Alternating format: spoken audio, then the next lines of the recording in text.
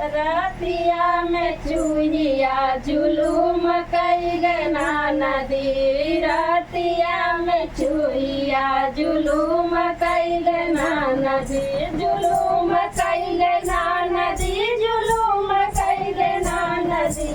जुलूम कैगना नदी। जुलूम कैगना नदी।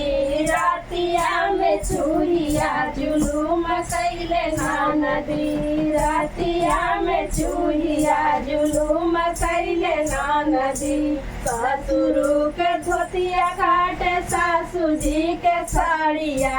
ससुरु के धोतिया काटे सासू जी के साड़िया। दांतवा से काटिया पार कैगना नदी। दांतवा से काटिया पार कैगना नदी। रतिया में चूहिया जुलूम कैगना नदी। रतिया में चूहिया जुलूम कैगना नदी।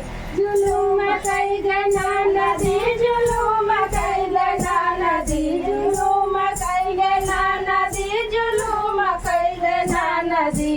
रतिया में चूहिया जुलूम कैगना नदी।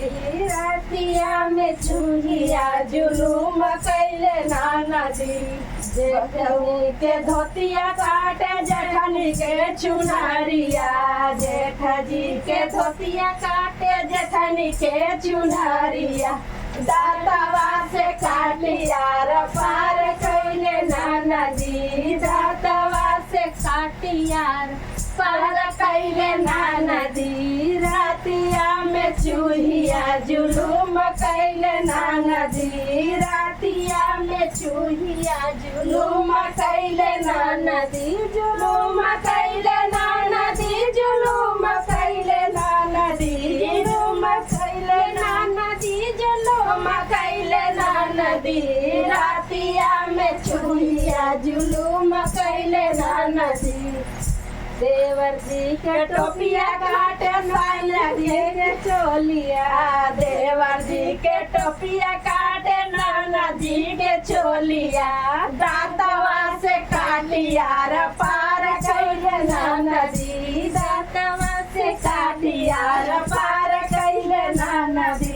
रतिया में चूहिया जुलूम कैगना नदी। रतिया में चूहिया जुलूम कैगना नदी। जुलूम कैगना नदी। जुलूम कैगना नदी। जुलूम कैगना नदी। जुलूम कैगना नदी। रतिया में चूहिया जुलूम कैगना नदी। रतिया में चूहिया